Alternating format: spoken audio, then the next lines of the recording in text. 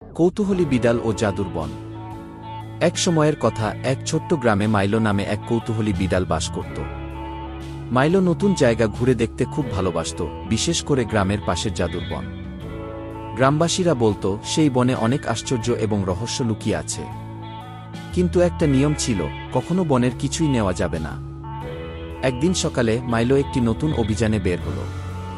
সে যখন বনের ভেতরে হাঁটছিল, পাখিরা এমন সুরেলা গান গাইছিল যা সে আগে কখনো শোনেনি। চারপাশে রংধনুর মতো রঙিন ফুল ফুটেছিল। হঠাৎ দূরে সে একটি ঝকঝকে বস্তু দেখতে পেল যা এক গাছের নিচে উজ্জ্বল হয়ে উঠছিল। মাইলো উত্তেজিত হয়ে সেই দিকে দৌড়াল। সেখানে সে দেখতে পেল এক সুন্দর সোনালী বেলুট। মাইলো ভাবল, এটা আমি বাড়িতে নিয়ে যাব। গ্রামের নিয়ম ভুলে গিয়ে সে বেলুটটি তুলে তার থাবার নিচে রাখল। যেই মুহূর্তে সে এটা করল, আকাশ অন্ধকার হয়ে গেল, আর গাছগুলো ফিসফিস করে কিছু বলছিল। তারা যেন বলছিল, বেলুট ফিরিয়ে দাও। কিন্তু মাইলো শুনল না। সে দৌড়ে বন থেকে বেরিয়ে তার গ্রামে ফিরে গেল। সেই রাতে মাইলোর বাড়িতে অদ্ভুত ঘটনা ঘটতে লাগল। দেয়ালগুলো ঝিকমিক করছিল, আর জানালা দিয়ে বাতাসের আওয়াজ আসছিল। মাইলো অস্বস্তি অনুভব করল এবং গ্রামের নিয়মটি মনে পড়ল।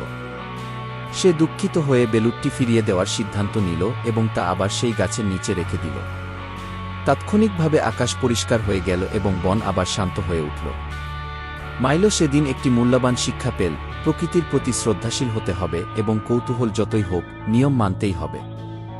এরপর থেকে মাইলো আরও অনেক অভিযান উপভোগ করত, কিন্তু বনের জাদুকে কখনো স্পর্শ করত না।